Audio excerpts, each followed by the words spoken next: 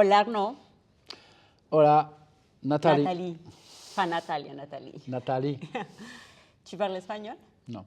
Ah, ok. Ah oui, d'accord. Alors, Comment tu vas? ça va, merci. Et donc aujourd'hui, on est à Nous tous. Oui, Qu'est-ce que c'est Nous tous pour ceux qui ne connaissent pas? Nous tous, c'est un projet qui est né dans une église qui avait envie de faire une expérience. Et l'expérience que voulait mener cette église, c'est l'expérience d'une ouverture à toutes et à tous. C'est-à-dire comment est-ce qu'on peut devenir ou redevenir le lieu où tout le monde circule, où tout le monde peut se relier, se connecter, quel que soit l'horizon duquel on vient. Quel que soit l'horizon. Quel que soit l'horizon. Et donc, le projet Nous tous, il est l'émanation d'un certain nombre de personnes qui ont porté cette même envie. Et c'est toi qui as eu l'idée? Alors moi, je suis venu avec l'intention. Tu es venu avec En l'intention. tant que pasteur de cette église, puisque en fait, je suis venu ici en 2016 avec pour mission simplement de développer un projet expérimental.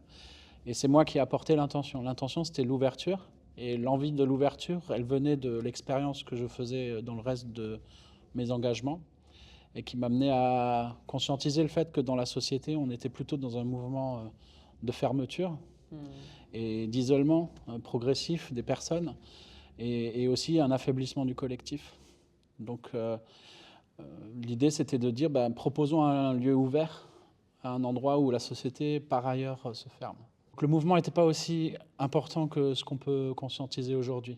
Aujourd'hui, beaucoup de gens disent, oui, on a conscience qu'on est un peu enfermés les uns avec ses propres choses, sans la possibilité de se relier avec d'autres, etc. Où c'est difficile parce qu'on sent que dans la société, toutes les choses qui étaient un peu intermédiaires, les interfaces, les espaces intermédiaires ont un peu disparu. Il y a des gens en haut, des gens en bas, des gens dedans, des gens dehors. Et du coup, il n'y a plus les surfaces au milieu où on se rencontre. Et là, aujourd'hui, tout le monde fait cette analyse. Ce n'était peut-être pas le cas trop avant. On pouvait le sentir dans la société, mais il fallait déjà être engagé dans la société pour le sentir que c'était un mouvement de fond. Donc, tu es venu, tu as posé ton intention, J'ai posé l'intention, oui. tout détaché de tout résultat. Alors, non, oui, parce que c'est une expérience. Parce que quand on dit c'est une expérience, on est forcément détaché du résultat. J'aime bien ça. Oui. Quand on cherche un chercheur, quand il travaille à la médecine, il fait pareil. Ouais. Il cherche, il ne sait pas ce qu'il va trouver. Donc on est bien dans la recherche, c'est-à-dire que les efforts qui sont faits, les moyens qui sont mis, ils aboutissent à un résultat. Parfois, c'est un résultat qui dit ça ne marche pas. Et parfois, un résultat qui dit oh, il y a une promesse. Ou un résultat qui dit oui, c'était le truc. Et donc, du coup, on tient quelque chose. Voilà.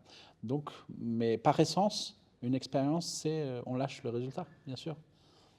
Et aujourd'hui, justement, quel est le genre d'expérience que toi tu proposes aux personnes qui viennent ici? Alors l'expérience ici, l'expérience, c'est de se mettre dans un contenant, dans un mouvement. C'est un mouvement. C'est un mouvement, mais c'est aussi un contenant. C'est-à-dire que on peut désirer le mouvement de l'ouverture, Ouais. mais il va falloir créer en fait le contenant qui permet d'accueillir et d'inclure.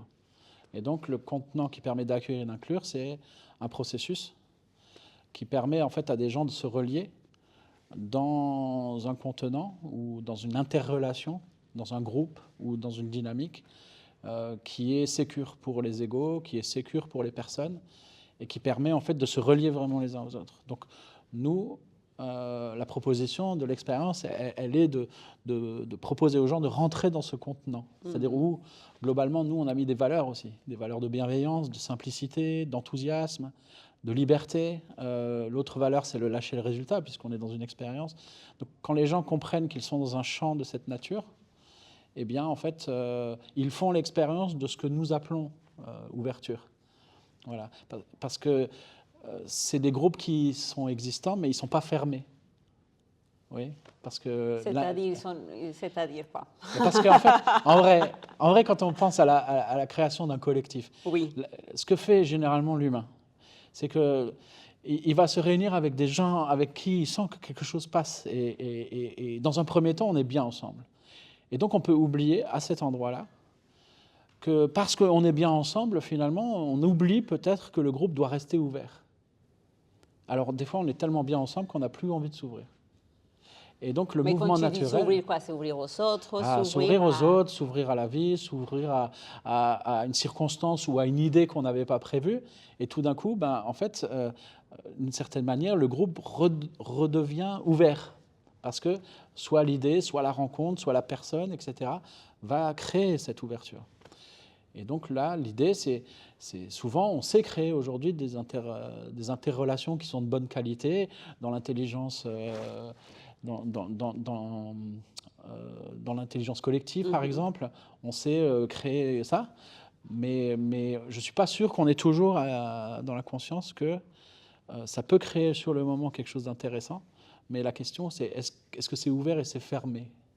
Parce qu'on peut être bien ensemble tout en étant fermé.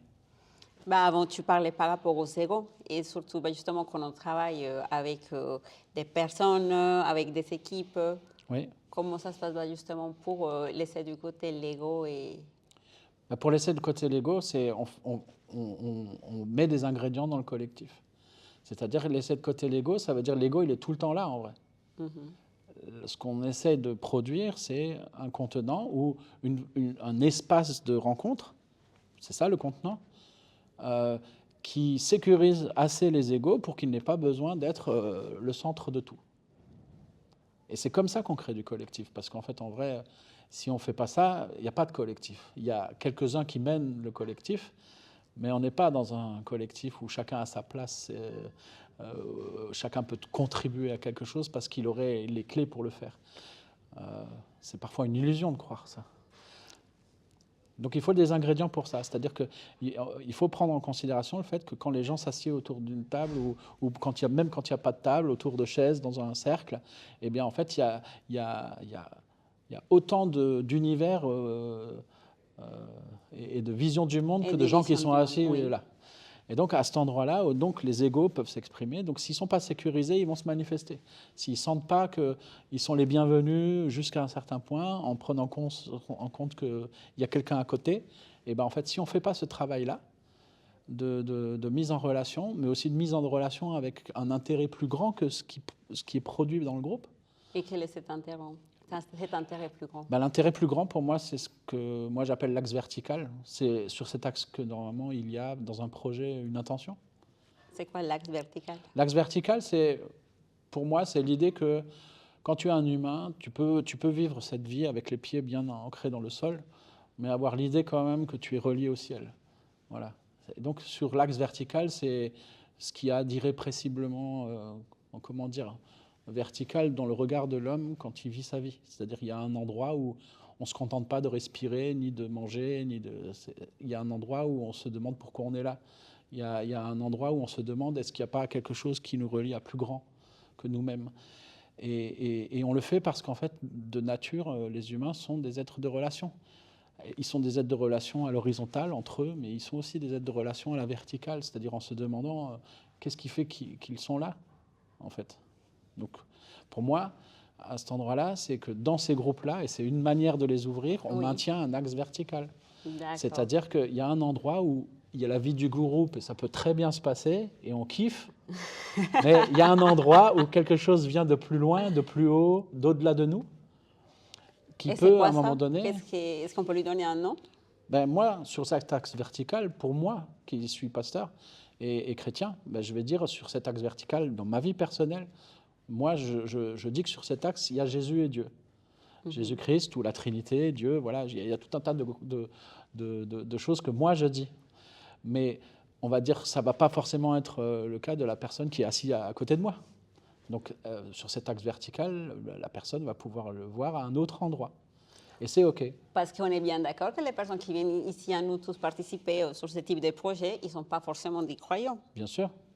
Oui. OK. On est tout à fait d'accord avec ça. Et justement, c'est ça l'idée.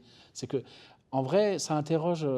C'est pour ça que j'utilise le mot contenant pour nos rencontres et ce qu'on met en place pour les gens. C'est-à-dire qu'on n'est pas en train de faire le contenu qui ferait qu'on pourrait dire, voilà, il faudrait croire comme ça ou bien avoir cette vision du monde-là.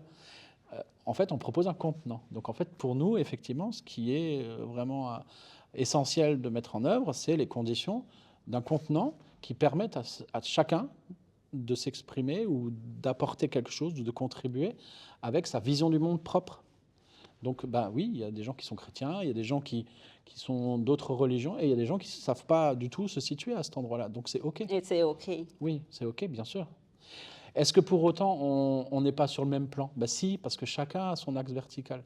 Et en vrai, si on était assez longtemps pour l'exprimer chacun de son point de vue, on verrait que y a beaucoup de choses qui nous rapprochent, au-delà des mots, en vrai. C'est-à-dire que dans notre recherche, parce que avant d'être croyant, souvent quand on dit croyant, on a l'impression que c'est sachant qu'on dit.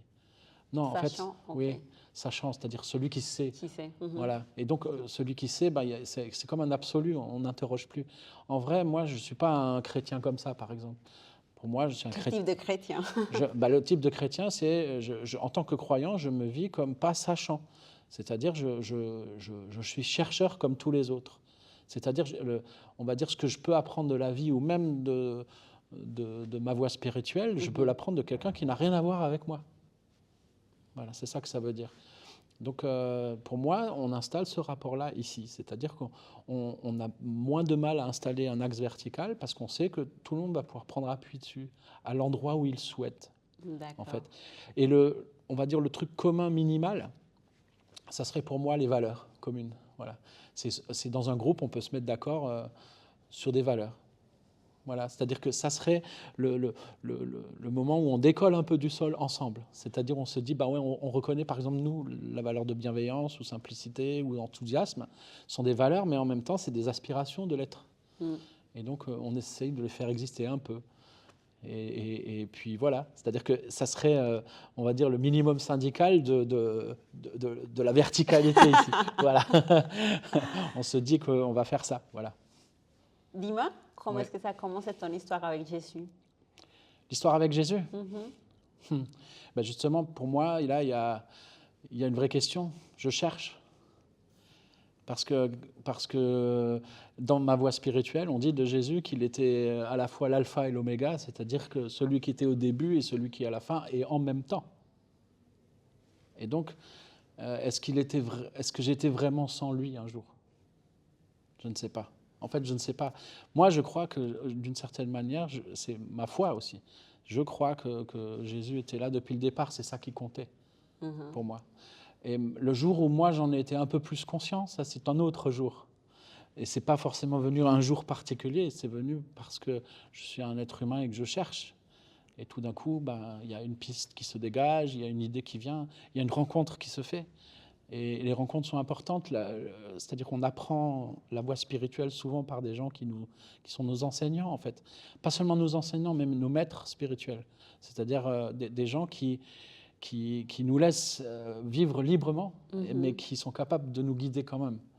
Et donc, dans ma vie, j'ai eu l'occasion de rencontrer des personnes de cette qualité-là. Et tout ça a été important.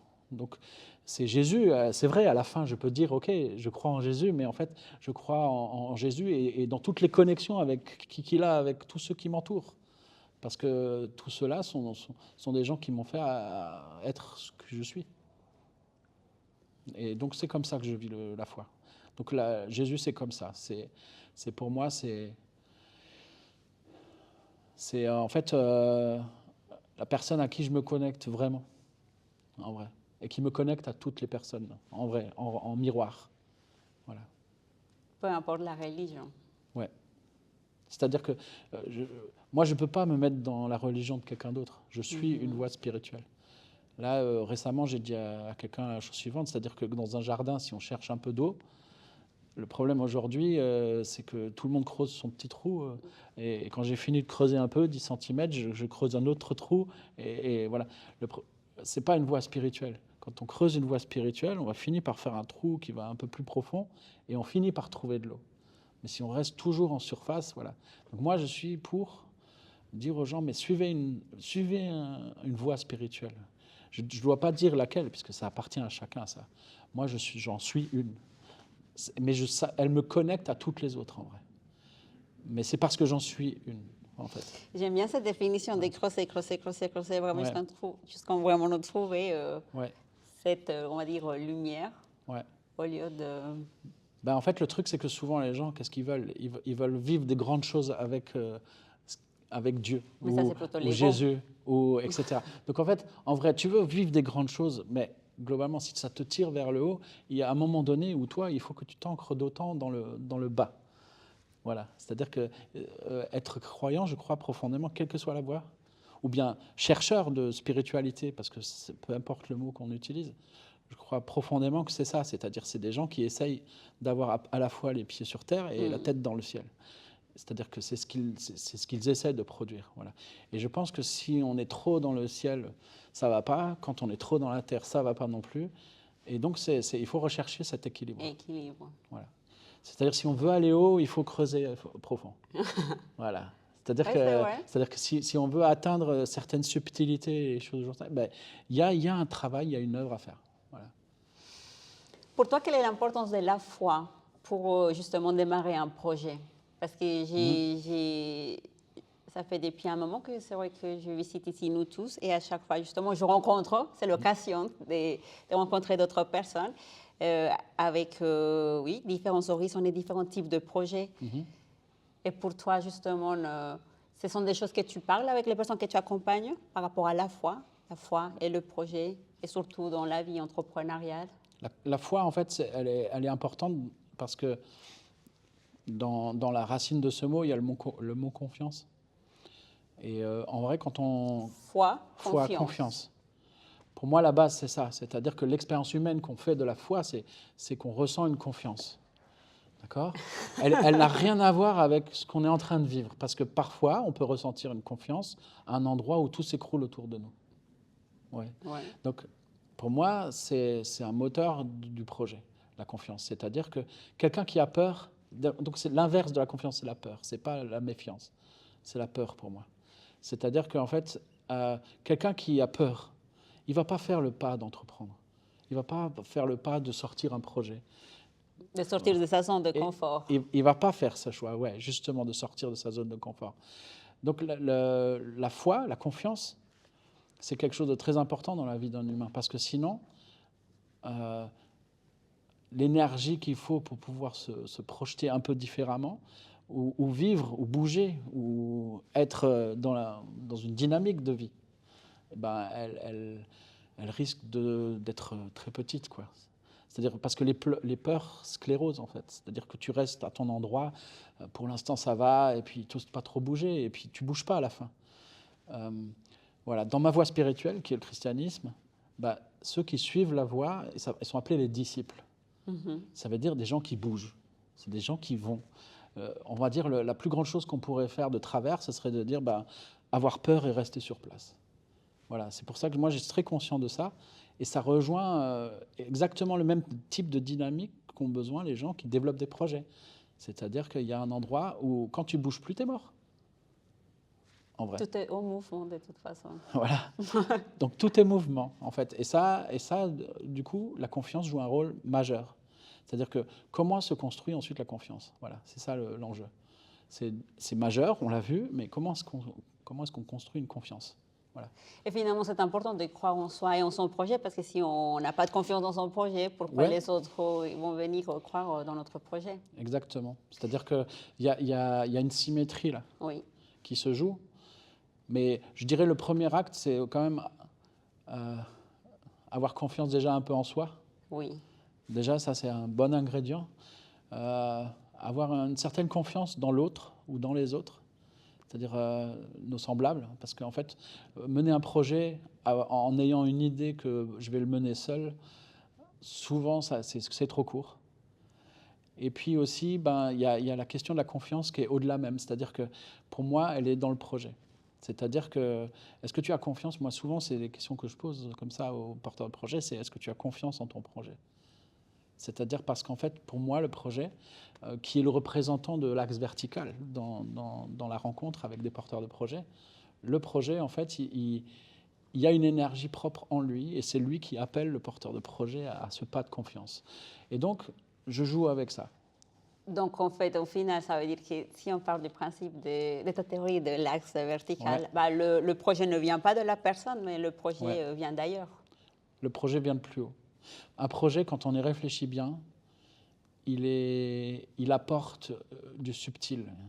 Il apporte des choses qui sont vraiment qui peuvent être bonnes, vraies, importantes pour la vie du monde. La Voilà. société. Et donc, d'une certaine manière, c'est plus grand que nous. Voilà. Et donc, si on respecte cette caractéristique-là, si le projet effectivement amène du bon, du beau et du vrai dans le monde, eh bien, si on est porteur de ce projet, on se met au service de ce projet. Donc, il est bien au bon endroit, il est plus haut que nous. Et donc, quelque part, la question de la confiance au projet, elle est importante. Parce que, est-ce que j'ai confiance que mon projet, déjà, m'a choisi ? On pourrait se poser la question. Et si on se pose la question... Cette question, oui, exactement. Parce que si on peut faire l'expérience, c'est-à-dire que juste simplement voir ce que ça donne. Si jamais le projet que je suis en train de porter, il m'a choisi, je pourrais me demander pourquoi il m'a choisi. Quelles sont les choses que je peux mettre à sa disposition. Mais peut-être aussi des choses que je ne peux plus même, ou pas, parce que je ne sais pas les faire, mettre à la disposition. Et quand je ne sais pas du tout les faire, est-ce qu'il y a des gens que je connais qui pourraient l'aider à faire ? Parce que peut-être que tous ces éléments sont importants pour le projet. Mais s'il n'y a pas de confiance au projet, s'il n'y a pas confiance, s'il n'y a pas en relation même au projet, c'est difficile de se poser ce genre de questions qui sont très créatives et qui apportent de l'énergie dans le projet. Ouais. Et à ton avis, pourquoi les gens ils ont peur, par exemple, dans notre société ? Est-ce que la peur, c'est, je ne sais pas, est-ce que quand on a peur, c'est parce qu'on est séparé des dieux ? Est-ce que la peur, c'est une illusion ? Ou c'est quoi la peur pour toi ? Pour moi, elle a plusieurs formes. C'est-à-dire, je pense qu'on va dire chacun a sa propre peur, en fait, ou ses propres peurs, plus exactement. C'est quelque chose auquel on est tous confrontés, ou toutes confrontées, en fait. Donc, c'est un enjeu qu'on doit tous relever.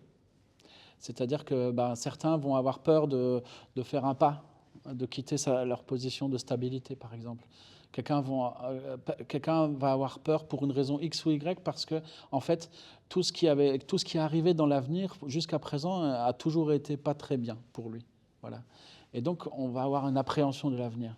Donc, en fait, c'est plutôt quoi l'inconscient collectif ? Ouais. Mais après, il y a tout ce qui s'applique, qui vient aussi du contexte. Il y a nos peurs intérieures, mais il y a aussi des peurs qui viennent on va dire, du contexte dans lequel on est plongé. C'est-à-dire qu'il y a un endroit où, voilà, quand on voit que les horizons s'obscurcissent, quand on voit que tout d'un coup, là, il y a quelque chose qui est très restreint, les marges de manœuvre sont réduites, qu'on n'a plus les moyens, qu'en fait, il y a des dangers, enfin voilà. Quand tout ça s'applique, avoir confiance, c'est difficile, donc on a peur. Et parfois, ce n'est pas toujours nommé, c'est-à-dire on n'est pas toujours conscient des peurs. C'est juste diffus. Et donc, comme c'est diffus, ça peut être tout. Et donc, on ne bouge plus. Ouais. Et c'est vraiment ça l'idée de la peur. C'est que, oui, parce que la peur paralyse. Ouais, la peur paralyse. Et maintenant que j'ai dit ça, je peux aussi dire, mais la peur est utile aussi. Pourquoi ? Parce que la peur, c'est ce qui fait qu'en fait, à un moment donné, je peux envisager que sur ce parcours, qui est un parcours de foi, avec un projet ou avec soi, il y a effectivement des dangers. Il y a effectivement, à un moment donné, la possibilité de tomber d'une falaise ou voilà, de quelque chose qui est problématique. Et donc, la peur, c'est ce qui va me signaler que peut-être il y a un problème. Donc, la question, c'est est-ce qu'on met la peur à la bonne place ? Si elle prend toute la place, on ne fait rien. Et si elle est à la bonne place, elle va faire quelque chose de bien pour nous. C'est-à-dire qu'elle va être un signal. Elle va faire attention, une lumière va s'allumer. Et donc, je vais pouvoir envisager ça d'une manière un peu plus, sereine. Et c'est ce qui va m'aider à avancer. Parce que je dois avancer avec mes peurs. Elles sont aussi un guide. Ils sont un guide. Mais quand tu dis cette partie de voilà, c'est cette petite chose qui nous aide, qui nous prévient justement quand il y a un danger, est-ce que ça ne serait pas aussi notre intuition, de laisser aussi d'écouter notre intuition, que c'est justement cette boussole qui nous guide ? Oui. L'intuition peut être un mode d'appréhension du réel. Et dans nos intuitions, il y a des intuitions qui sont orientées peur. Voilà. C'est-à-dire, oula, attention, une lumière s'allume. Et donc, c'est dans ce sens-là où on peut dire, oui, parfois, elles sont positives pour nous. Parce qu'elles nous permettent d'envisager le réel, juste ne pas louper l'embranchement, à l'endroit où c'est un petit peu plus touchy, où c'est un peu plus difficile, Mhm. ou à négocier. Et donc, elles nous ralentissent un peu, parce que de temps en temps aussi, quand on a des bonnes idées ou quand on veut réaliser des grandes choses dans la vie, on a la tendance à foncer. Et c'est pas bien Et c'est ça? pas forcément bon non plus, en fait, parce Passer tout que de suite à l'action? bah, il y a un endroit où, en fait, avant d'entrer dans l'action, c'est important aussi de s'asseoir et puis je ne veux pas dire méditer, mais au moins observer. Observer. Voilà, c'est-à-dire que, Mais pas trop se poser des questions parce que du coup, ça c'est le mental, non, ouais, qui commence à... ouais. Moi ici, en fait, pour développer le projet, pour trouver le chemin qui permettait à des gens d'être tout de suite dans l'ouverture avec moi sur le projet, et ben, avant de pouvoir avoir la conscience pour faire ça, eh ben, pendant 6 mois, j'ai rien fait. J'ai juste observé le lieu. C'était dans une introspection. C'est-à-dire, j'ai observé le lieu, mais en observant le lieu, à l'intérieur, il y a tout un tas de choses qui commençaient à s'ouvrir aussi. Et donc, on a besoin de ce temps qui est avant l'action, voir le réel, faire un constat sur le réel de soi, qui je suis, à quel endroit je suis, qu'est-ce que je recherche, qu'est-ce que j'observe aussi, c'est-à-dire que qu'est-ce qui n'est pas de moi et qui est là, et que si je veux opérer quelque chose là-dedans, je suis bien obligé de le prendre. C'est la réalité, je ne vais pas nier la réalité. Mm. Il y a beaucoup de gens, c'est vrai aussi aujourd'hui, qui disent, voilà, ils vivent avec des idéaux, donc ils essaient de joindre des idéaux. Mais le problème, c'est que ça peut être vraiment marqué d'embûches, ça, comme stratégie. C'est-à-dire que, bien sûr, avec des idéaux, on fonce, puisqu'on a un idéal. Mais si on ne prend pas l'information de où est le réel, c'est très difficile d'avancer dans la réalité, c'est-à-dire en ayant les pieds Sur Terre. sur terre. Et si on passe à l'action, on démarre et on dit aussi que les solutions, on les trouve dans les chemins. C'est juste. C'est-à-dire que, alors, une des choses qu'on pratique ici, c'est les petits pas. C'est-à-dire que Step by step. c'est exactement ça. C'est-à-dire que on peut se donner un grand objectif Mhm. et en même temps choisir le véhicule qu'on va utiliser pour le joindre. Bah, parfois, les véhicules, c'est juste une paire de baskets. C'est je me mets dans des baskets et je fais un pas après l'autre. Mais peut-être qu'à un autre endroit, il faut embarquer sur une moto, par exemple. Mm. Parce que ben voilà, il y a un endroit où on a besoin de faire un chemin un peu plus vite, et peut-être il y a un endroit où on a besoin d'embarquer dans une voiture parce qu'on est sur une autoroute, et puis que c'est comme ça que le projet va nous emmener, ou la vie nous emmène. Et puis peut-être au bout des routes, il y a un océan. Et là, on va être obligé de s'arrêter, de changer de véhicule encore, et on va aller dans un bateau. Et en réalité, c'est des vitesses différentes, voilà, Les champs des c'est possibles. une direction différente, la manière de manœuvrer est différente, mais l'idée, c'est que tout ça, ça se décide dans le moment où ça se produit. Souvent, les gens, ils sont en se demandant par quel chemin je vais aller, en vrai. Comme s'il y avait Mais en fait, le chemin, il se dessine quand tu décides d'avancer. Voilà. Et en fait, à chaque fois que tu avances, tu peux rééquilibrer ton chemin. Et du coup, je pense que c'est la manière la plus sage d'avancer. Parce que la manière qui consiste à se dire, bon, il est où le bon chemin? Il n'y a pas de bon chemin. Ouais. Il n'y a rien des bons ou Voilà. mauvais chemins. Non. Il y a le chemin que tu vas réussir à produire concrètement, c'est-à-dire en faisant un pas ou en embarquant sur une moto ou dans une voiture ou dans un bateau. Voilà. C'est un peu ça, justement, l'aventure de la vie. C'est L'expérience globalement. de la vie. Oui. Pourquoi y aller trop vite au but, à l'objectif? Pourquoi Parce qu'une fois qu'on arrive Parce à que destination, c'est aussi les attentes de la société, non? Parce que peut-être qu'il y a les attentes, mais est-ce qu'elles sont sages pour non. Voilà, du coup, l'humain peut répondre à ça, à cette question-là, à un moment donné, et décider quel est le rythme de ma vie. Si je réussis tout maintenant et qu'il me reste, je sais pas moi, 30 ou 40 ans à vivre, qu'est-ce que je vais faire du reste de ma vie? Voilà. C'est-à-dire qu'il y a un endroit où je pense que ça a à voir avec tout ça, le fait de pouvoir observer, le pouvoir enfin, méditer, réfléchir. C'est que on doit penser à nos objectifs comme ça, on doit penser au chemin, à la vitesse, à l'espace, au temps. Enfin, il y a tout un tas de paramètres qui sont nécessaires pour pouvoir avancer dans une certaine confiance. C'est-à-dire que, voilà, si on va trop vite à nos objectifs, d'une certaine manière, le risque, c'est que le voyage s'arrête. il n'y a plus d'aventure, je suis arrivé déjà.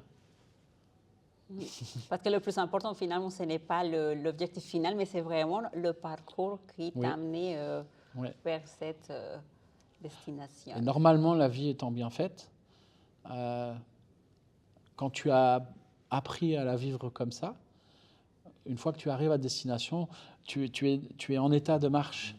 Et donc, peut-être un nouvel objectif va apparaître, que tu sais que tu vas pouvoir encore chercher, parce qu'avec des petits pas, même quand tu n'as plus beaucoup de force, tu peux aller avancer quelque part. Alors que quelqu'un qui vraiment allait très vite sur un objectif, il n'a pas pu mesurer ça. C'est-à-dire, c'est OK, j'ai réussi ça. Bon, et maintenant, mais du coup, il faut tout refaire. Voilà. Et peut-être qu'en avançant dans la vie, après, au bout d'un moment, on n'a plus trop l'énergie pour plein de choses. Enfin, voilà. C'est-à-dire, donc, moi, je pense que dans la vie, il y a des phases. Elles vont pas au même rythme.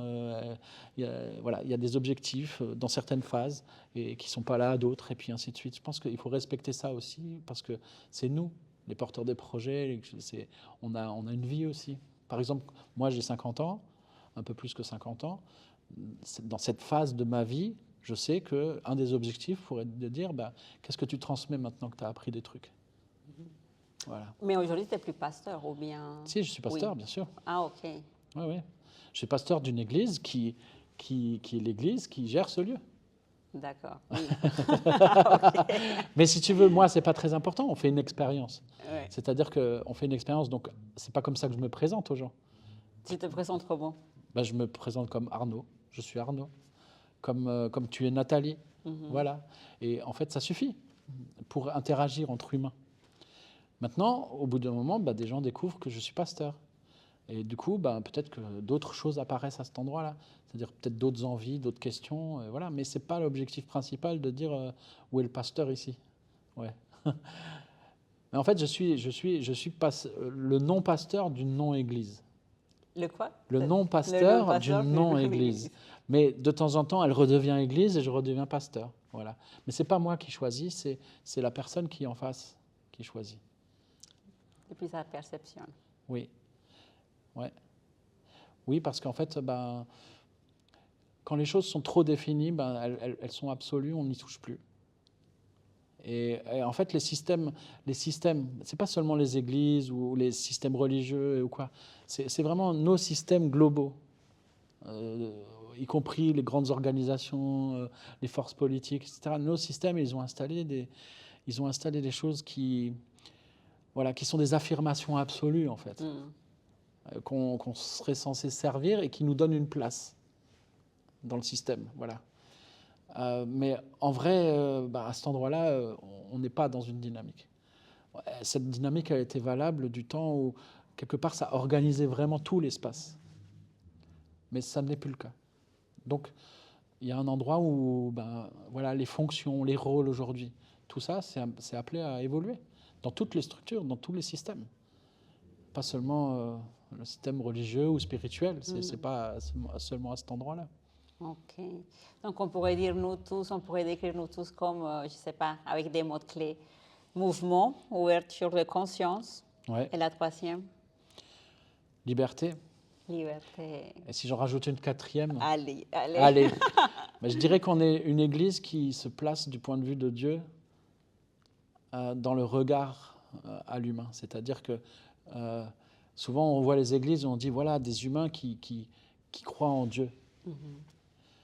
Et en vrai, cette église, nous tous, cette manière d'aborder le réel, elle est plutôt en situation comme si Dieu nous regardait et on lui permettait de lui dire, pour lui de dire qu'il croit en nous.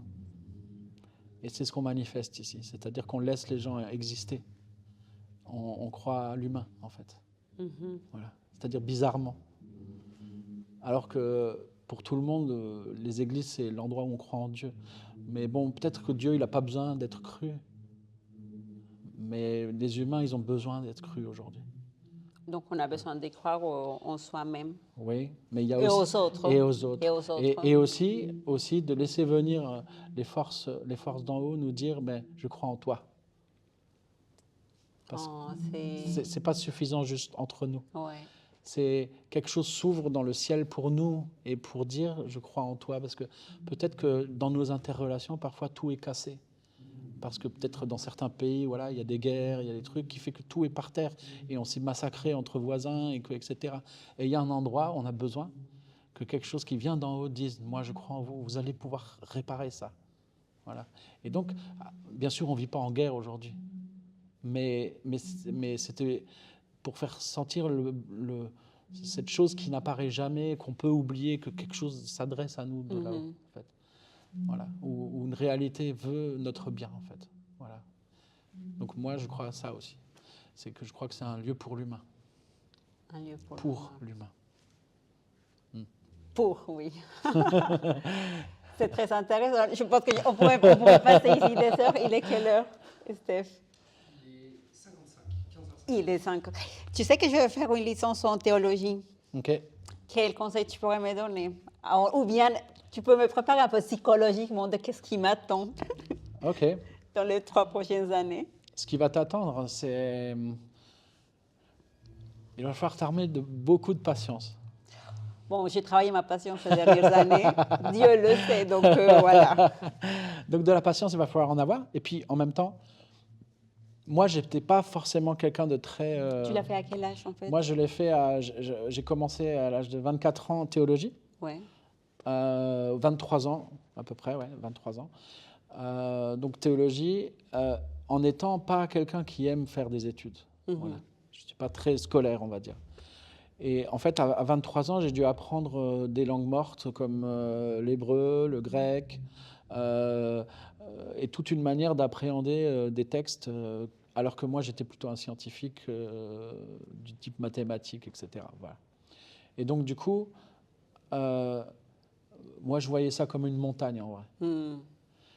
Et je me suis dit, oui, j'ai souffert en escaladant cette montagne. Parce qu'en fait, quand on a un bel objectif comme ça, escalader une montagne, ben, c'est un bel objectif, mais en fait, on ne peut pas l'atteindre sans fournir de grands efforts.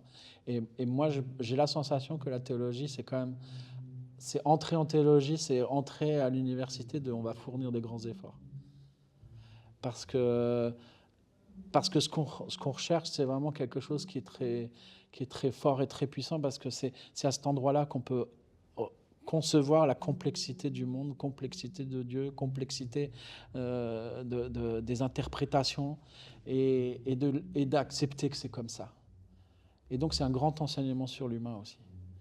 En fait, on ne peut pas résoudre des choses très facilement avec les humains. Les humains, il y a des choses irréductibles. On pourrait mettre tous les spécialistes du monde autour de nous. Personne ne serait capable de nous décrire en entier.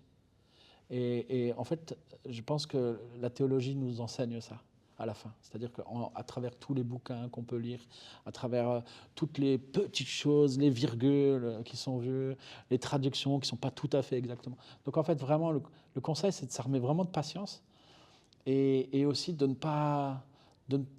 d'aller vraiment jusqu'au bout, c'est-à-dire d'avoir décidé d'aller jusqu'au sommet pour voir le soleil se lever, quoi.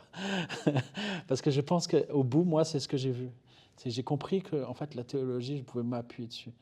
C'était un peu différent de ma foi, mais c'est quelque chose qui me permet d'être au monde et me brancher dans tous les sens, avec tout le monde.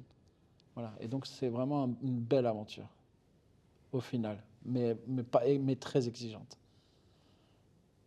Je suis prête. Et bon courage. Merci beaucoup. Écoute, c'était vraiment super sympa d'échanger avec toi. Plaisir. Avec plaisir. Cet endroit, j'aime beaucoup cet endroit. J'aime beaucoup les énergies. Et définitivement, pour moi, la foi, ça a toujours été quelque chose qui n'est vraiment pas lié à une religion. La foi, c'est de vraiment aussi croire à quelque chose qu'on n'a jamais vu. C'est vrai. Et bien sûr, je crois qu'il y a quelque chose de plus grand. Oui. Et j'aime bien justement cette explication de l'axe vertical. Oui. Et c'est important justement d'avoir ce type d'endroit pour n'importe quelle personne qui a reçu justement la mission de porter un projet, et qu'on puisse le développer avec des personnes bienveillantes, et surtout développer des projets en conscience, parce que c'est ça le plus important. Et si on peut le faire avec d'autres personnes en collectif, Ben, C'est important. l'aventure de la théologie, c'est ça, c'est aussi une conscience. Et puis Oui. l'aventure de l'humain, c'est une conscience. Oui, carrément. Et finalement, on souffre aujourd'hui de ça, c'est qu'on n'est pas assez conscient en fait. C'est-à-dire que, et c'est ce qui, alors aujourd'hui, au stade où il y a l'intelligence artificielle, où on va se demander bientôt où est notre place, parce qu'en fait, tout un tas de choses vont être pris en charge et pris en compte différemment par d'autres que nous. Et je pense que chez beaucoup d'humains, il va y avoir cette question, à quoi je sers encore et qui je suis vraiment encore. Et en fait, la conscience, c'est exactement l'endroit dont il faut reprendre conscience, justement. C'est-à-dire que, en fait, l'humain, il a cette particularité de vivre sa vie et d'avoir la possibilité de se voir vivre sa vie. Donc, une conscience. Et c'est ce qui nous distingue de tout ce qui est automatique, robotisé, intelligence artificielle. C'est que, en fait, dans ce récit-là, qui est on se voit vivre notre vie, il y a la possibilité de réinscrire un nouveau scénario, qui n'est pas linéaire, qui n'est pas juste. Et donc ça, l'humain, il se cache là. Donc si on fait aujourd'hui tout ce qu'on fait sans conscience, eh ben, en fait, on ne va pas aider ce mouvement-là. Donc la conscience est une clé. Et pour moi, la théologie est une manière de reprendre de conscience d'un certain nombre de réalités, dans le complexe, en fait. Merci beaucoup pour ce partage. C'est cool. Top, merci. Top, Nathalie. Yes.